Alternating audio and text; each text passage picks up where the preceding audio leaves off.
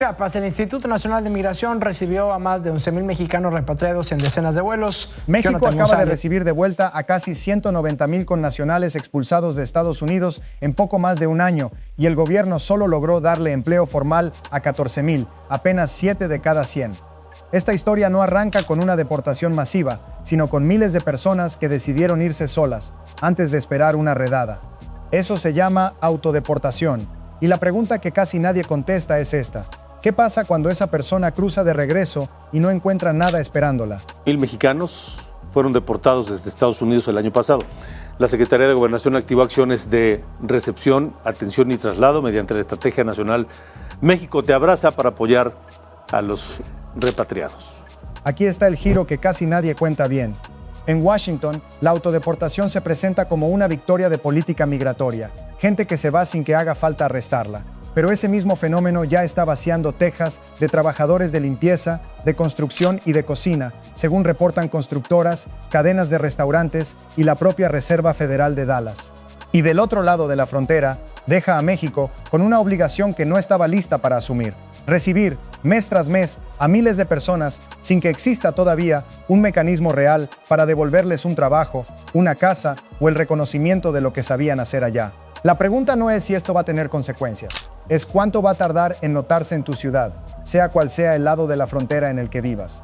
Si quieres estar al tanto de todo lo que pasa entre México y Estados Unidos minuto a minuto, suscríbete.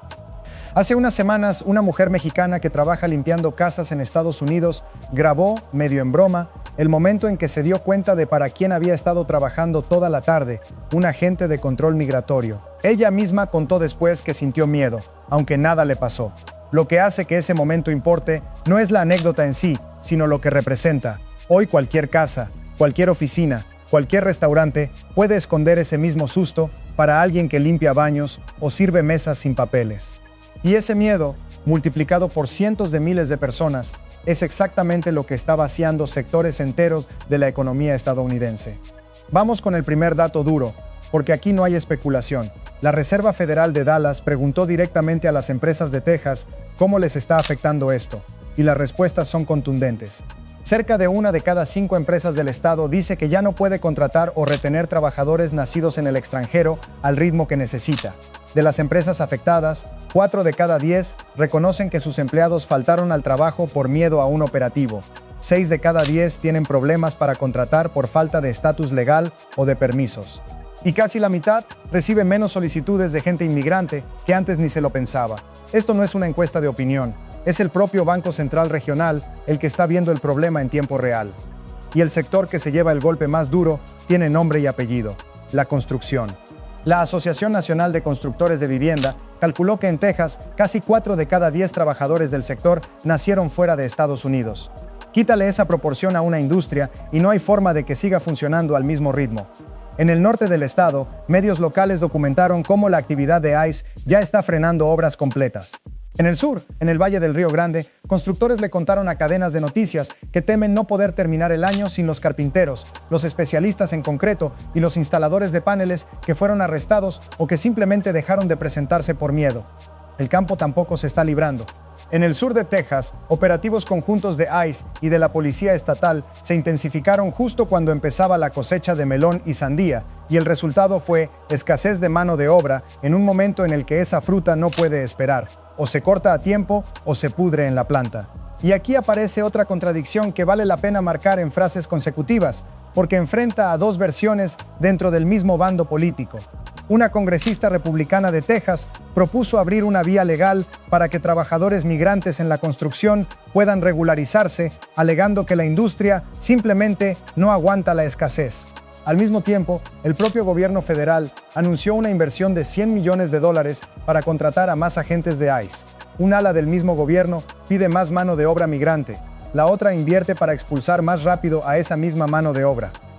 Pero el dato que conecta todo esto con el video que probablemente viste sobre trabajadoras de limpieza mexicanas es otro.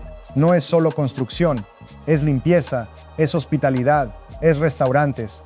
La Asociación de Restaurantes de Texas reportó que más de la mitad de sus operadores ya siente menos personal disponible y menos clientes entrando por la puerta. Y aquí aparece la primera contradicción real de esta historia. El gobierno estadounidense presenta la autodeportación como orden y control. Los empresarios tejanos, muchos de ellos votantes que apoyaron esa misma política migratoria, están diciendo en público que se están quedando sin la gente que sostiene sus negocios. Ahora viene la parte que casi ningún canal está contando, porque exige mirar México y no solo Estados Unidos. Cuando alguien se autodeporta o es deportado, no desaparece, llega a algún lado. Y ese lado es México, que entre enero de 2025 y marzo de 2026 registró cerca de 190,000 repatriaciones, contando tanto a quienes cruzaron por tierra como a quienes llegaron en vuelos de deportación. La presidenta Claudia Sheinbaum lanzó para atenderlos un programa con nombre cálido, México te abraza, con centros de recepción, tarjetas de apoyo económico y promesas de reinserción laboral. Suena bien en el papel. El problema aparece cuando comparas las cifras entre sí. Ya sabes la cifra con la que arrancamos, 14,000 empleos formales de casi 190,000 personas repatriadas. Lo que todavía no sabes es qué recibe el otro 93%. La respuesta, según el propio reporte oficial, es esto: una tarjeta con 2,000 pesos, algo de comida, una llamada telefónica gratuita y, si tenía suerte, la reactivación de su afiliación al Seguro Social. Nada de eso resuelve la pregunta que de verdad importa: ¿qué va a hacer mañana esa persona para pagar la renta? Y aquí está el problema de fondo que ningún comunicado oficial menciona. Años de experiencia como plomero, como cocinero, como maestro de obra en Estados Unidos no se traducen en nada dentro del sistema laboral mexicano. No hay convalidación, no hay reconocimiento. Es como si esa parte de su vida no hubiera existido. Hay otro dato del propio Seguro Social mexicano que retrata mejor que cualquier discurso oficial el tamaño real del hueco. De las personas repatriadas que fueron reincorporadas de forma temporal al sistema de salud, la mitad ya tenía historial previo de cotización en México. El promedio de tiempo que llevaban sin cotizar era de más de 7 años, con casos que iban desde apenas 12 meses hasta 37 años fuera del sistema. Piénsalo así: hay gente regresando a un país donde no ha cotizado nada desde antes de que naciera su hijo mayor, y el plan de reinserción que le espera se resume, en la práctica, en una cita médica y una tarjeta con 2,000 pesos. Gracias por seguir con nosotros, porque lo que viene ahora es donde el dinero empieza a moverse en la dirección contraria, y eso lo va a sentir cualquier familia que dependa de una remesa. El canal por el que este problema se vuelve tangible para millones de hogares mexicanos es el de las remesas, y aquí los números del Banco de México cuentan una historia que se puede seguir mes a mes. En 2025, las remesas cayeron 4,6% respecto al año anterior, la primera contracción anual en más de una década. Enero de 2026 arrancó todavía peor.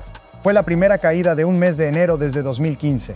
Hubo un respiro breve en el primer trimestre, con un repunte moderado que los propios analistas pidieron leer con cautela, porque en abril volvió a caer, y esta vez de forma mensual del 3,5%, el descenso de abril más profundo desde 2020.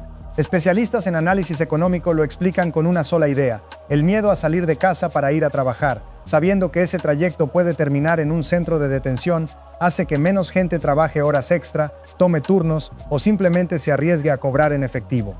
Piensa en lo que significa esa cifra fuera de la hoja de cálculo. No es una cifra abstracta, es la mensualidad de un colegio en Zacatecas que ya no llega completa. Es la renta de una casa en Oaxaca que se paga tarde. Es la abuela en Puebla que antes recibía una transferencia cada quincena y ahora espera un mes o más porque su hijo, en Houston, ya no sale a trabajar los fines de semana por miedo a un retén.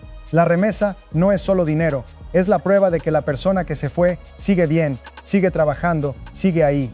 Cuando esa transferencia se retrasa o se reduce, la angustia no es solo económica. Y aquí está la segunda escalada de esta historia, porque el efecto no se queda en Estados Unidos ni se queda en México, rebota entre los dos países. Menos trabajadores en Texas significa menos viviendas construidas, lo que ya se refleja en una caída del 7,4% en los permisos de construcción de nueva vivienda a nivel nacional en marzo de 2026. Menos viviendas construidas significa precios más altos para la comunidad que se queda, incluida la comunidad latina, que sí tiene papeles y que también necesita dónde vivir. Y del otro lado de la frontera, cada persona que regresa sin empleo formal presiona un mercado laboral mexicano que ya tenía sus propios problemas de informalidad. No es un problema de un país contra otro, es un solo sistema económico binacional que se está rompiendo por los dos extremos a la vez.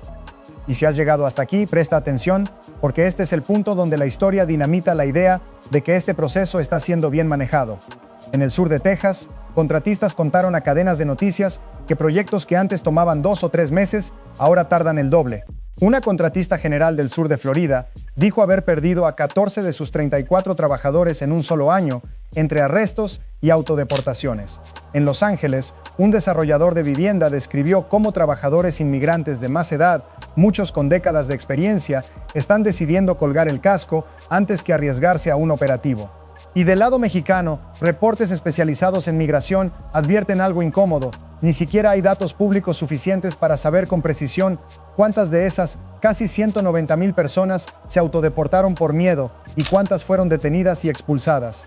El gobierno estadounidense mezcla ambas cifras bajo la misma etiqueta de éxito, y eso hace casi imposible medir el verdadero tamaño del fenómeno.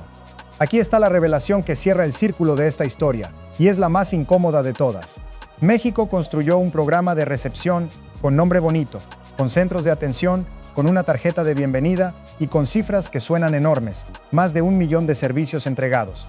Pero cuando se separa esa cifra en lo que de verdad cambia una vida, la reinserción laboral formal, el número se reduce a poco más de 14,000 personas colocadas en un empleo, frente a casi 190,000 que cruzaron de regreso.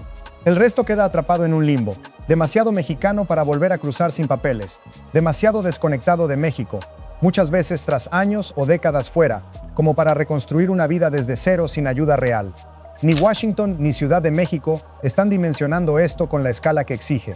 Uno lo cuenta como triunfo de control fronterizo, el otro lo cuenta como gesto humanitario. Ninguno lo está tratando como lo que realmente es, una crisis laboral binacional que ya está encareciendo casas en Texas y vaciando remesas en pueblos mexicanos al mismo tiempo.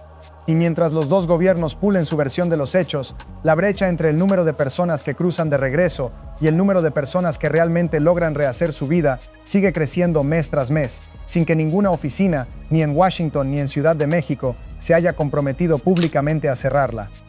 Lo que queda claro, con los datos que sí existen y que sí están confirmados, es esto. El trabajador que decidió irse por su cuenta antes de esperar una redada no resolvió nada al cruzar de regreso, solo cambió un tipo de incertidumbre por otro. Sigue sin trabajo estable, sigue sin que nadie reconozca lo que sabía hacer, y mientras tanto, en Texas, la obra que dejó a medias sigue esperando quien la termine, y el precio de la vivienda que no se construyó ya empezó a subir. 2 países, un mismo trabajador en el medio, y ningún plan hecho a la medida del problema que ellos mismos generaron. Esa es la historia real detrás del video que probablemente te trajo hasta aquí. No es que nadie lo esperara, es que nadie, ni de un lado ni del otro, se preparó para lo que pasa después de que alguien decide irse.